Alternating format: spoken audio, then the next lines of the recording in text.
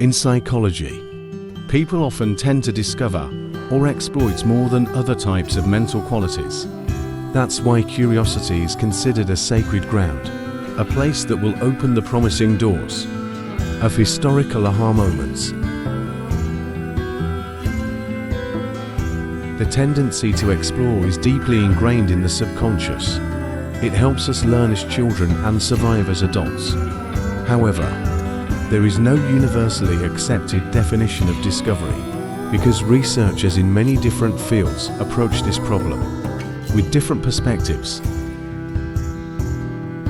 As William James, one of the first modern psychologists, called it the urge toward better cognition, or Boris Pasternak once said, "We are born to live, not to prepare to live. Therefore, we need to know who we are in this life." That is discovering yourself. But how to determine which path belongs to you, and persistently walk on that path to the end. And the question is, how much time should we spend on sampling choices to provide the optimal chance for an ultimately successful decision?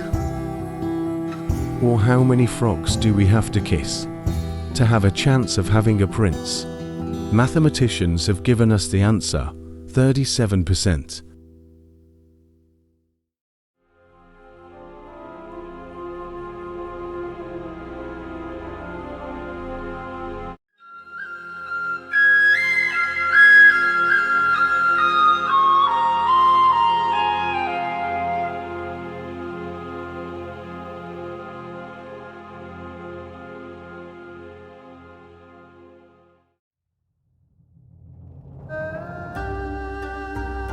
The basic idea is to maximize your chances of getting the best result from 100 different options.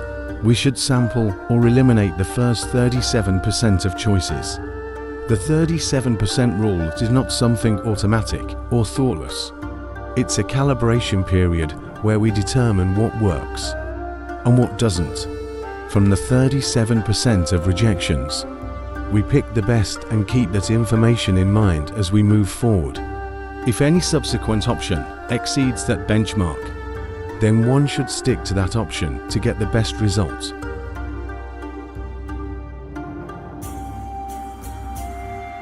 Brian Christian, in his book, Algorithms to Live By, The Computer Science of Human Decisions, writes, "If you want the best odds of getting the best apartment, spend 37% of your apartment hunt, 11 days.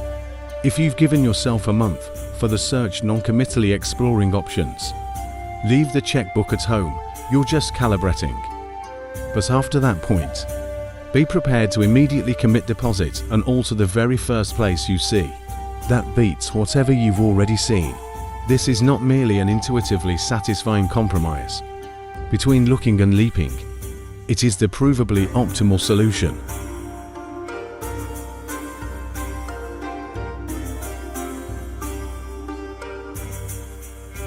But humans are not rational probability crunching machines. Mathematics can help us come up with the best answer to the optimal stopping problem. But if you apply that to human psychology, the result will be opposite. In fact, the opposite is often true in this case. We're beautifully, infuriatingly, creatively, and messily chaotic. Therefore, psychology is always the leading influencing factor in how we choose to behave, not only with ourselves, but also with external factors.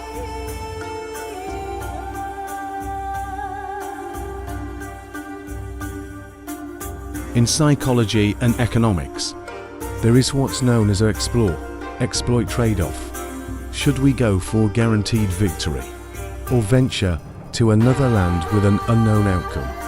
The extent to which someone explores or exploits will depend on many factors, and it has to do with how curious or risk-seeking each of us is.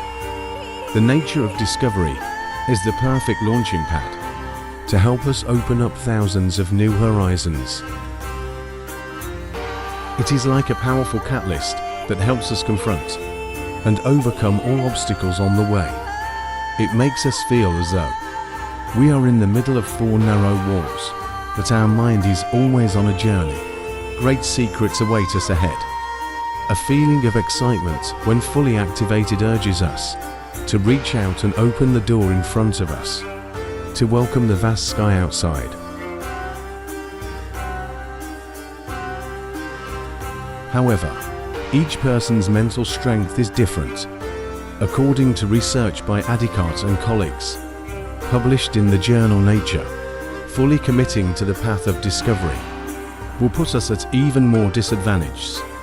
The difference between discovery and research is focus, stability, and perseverance. Once we have formed the habit of continuously exploring, it will be difficult for us to stop or go deep into a fixed point, to research thoroughly.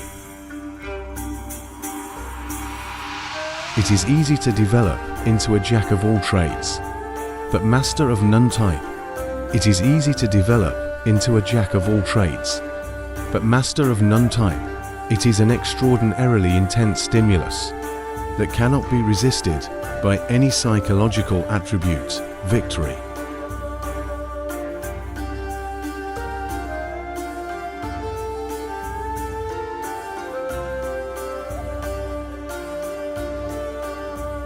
If considered in essence, it is also considered a type of addiction that if we abuse it excessively, we will most likely get stuck in a rut, lack motivation, and feel bored.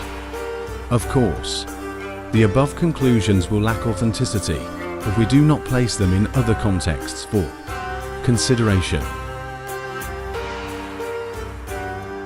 For example, different people tend to explore more at different times. Teenagers and businessmen tend to explore more. Adults and managers exploit more. But the challenging question here is what influence providing a particular number will have when researching interpersonal connections. Take the 37% rule, for example. As a general principle, it makes sense to experience a variety of different dates and familiarize yourself with a range of personality types before you settle down. But who's to say that date one isn't the love of your life? The person you click with instantly, and who could make you no happier? Who's to say you won't return to a past date or relationship, realizing later they were the best all along? That is a typical example of the relationship between us and another object, that when applying mathematical number principles, it is difficult to get a complete answer.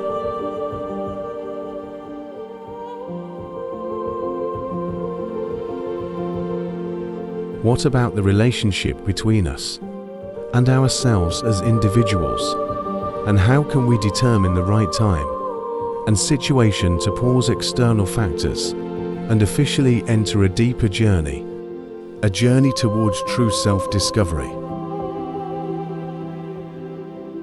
And especially the types of psychological factors or behavioral sets that go hand in hand with character training that we have.